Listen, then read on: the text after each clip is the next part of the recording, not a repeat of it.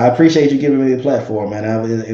It's funny because I've been trying to talk. I've been telling Greg about this. I was like, I've been wanting to get out and start speaking at these conferences, and all these conferences and stuff I'm going to. It's like I need to be on this stage. This dude don't even know what he's talking about, right?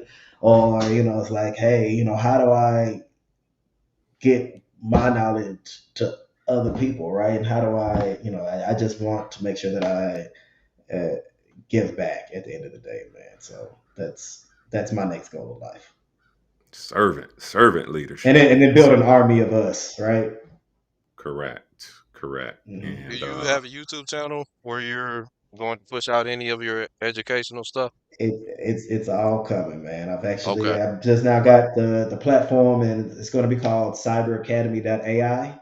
So I've got Okay. like the domains and all that stuff, but it's basically cybersecurity, you know, basically generated through AI. But I'm also going to be doing storytelling. So essentially, I'm going to be explaining most of these terms and terminology in a almost in like a movie episodal type situation that's going to be very exciting to the user, right? They're going to actually want to know what happens in the next episode, right? So it's going to be explaining what a firewall is, but in a Game of Thrones way, right? Or a Right. Game of Thrones world.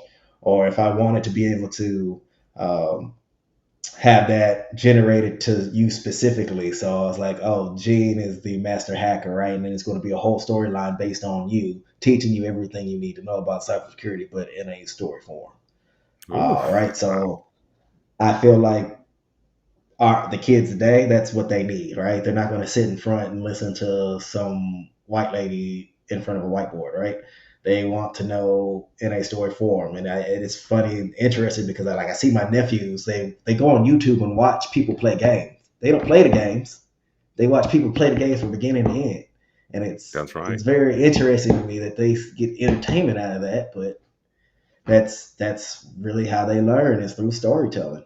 And Mm. yeah, it's very so I think that's how we have to move towards when it comes to education. So I think AI just came along at the perfect time because that was my issue was finding the time and finding to put all this curriculum together and stuff. It's like now AI can do 90% of the heavy lifting for me, right?